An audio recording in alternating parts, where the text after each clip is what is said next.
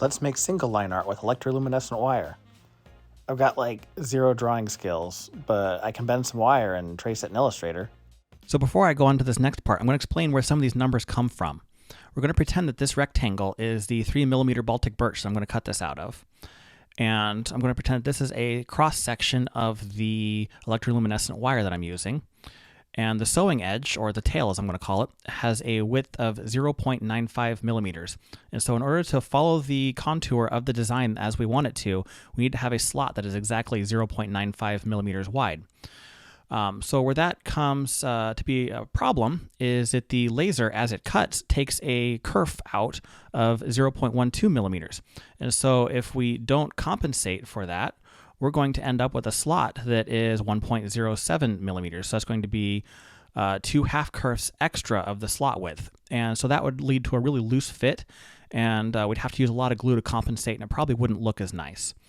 And so what I'm going to do is take the slot width that I want, subtract half kerf from each side, or a single kerf, which is going to get me 0.83 millimeters. And so now if I were to cut a slot width that was 0.83 millimeters with that extra half kerf on each side, I would end up with a slot that gets me the final dimensions that I want of 0.95 millimeters. All right, so now that I have my artwork in Illustrator and I know what my magic numbers are going to be, I'm going to go ahead and duplicate this layer. That way I can come back in case I completely screw this up without having to revert the entire document. And so what I'm going to do is select my single line artwork and set the stroke width on that to the number that we came up with before. So in my case, it's 0.83 millimeters. You just type that in, it'll do all the unit conversion for you. And that looks pretty cool. And so what I'm going to do now is do a outline stroke to convert that from just a single line into an outlined object. And in order to make it more visible, I'm going to go ahead and set a thin stroke on it and no fill so you can see what happened there. All right, so that's pretty cool. But the electroluminescent wire doesn't just start and stop on the surface, and so we need to create a couple holes for it to come up and go down through. And so I'm going to go ahead and make a circle, and I believe I had measured that at 2.5 millimeters. 2.5 millimeters. All right. And then I'm just going to put that on the end of my path, copy that, and put that on the other end as well. And if you had multiple lines that you needed to connect, you could have it raise up, do its design, then go back down, go across the back, and then come up in another spot, and then have another line. That totally works. So I'm going to do a select that, and the other endpoint. Oops. Ah! All right, let's just hide the outside edges and select all so that I know that I'm getting everything. And then using Pathfinder, do an add, and we're good to go. And so now this is a path that the laser will take, leaving enough room for it to bend and come up through, follow the entire channel with the sewing edge at the tail, and then come back down and give us a nice clean look.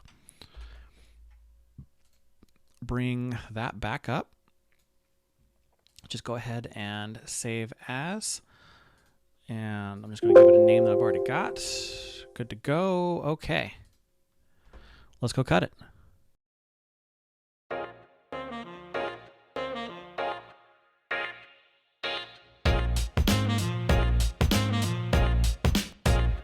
All right, so I just stuck the sides on real quick. The next step is to figure out which point you're going to start and stop from and feed electroluminescent wire through. All right, so here it is. I started on the back and all the rest of it's just pulled through the front. The next step is to cut a little bit of a relief here with an X-Acto knife so we can get it to bend over. All right, so it looks like that. I'm just gonna shove it back down a little bit so that it's flush, and then start to bend it over and slide it into the channel. So one trick to get it to sit flush So grab that sewing edge with a pair of pliers, just twist it a little bit. And that is going to pull it down to where it's tight to the surface. Yeah, and then just keep on keeping on, keep wiggling it into the slot and pulling it through from the back. All right, so I've got it mostly wiggled through. I need to put a couple pieces back, but well, that happens. The next thing is going to be to trim this to length and then put that stupid little cap back on and after we shove it through the back. All right, so once you have the tail or the cutting or the sewing edge all the way through, just make sure that you have it pushed onto a flat surface that's not going to scratch up. And push down and make sure that your wire is seated all the way to the base.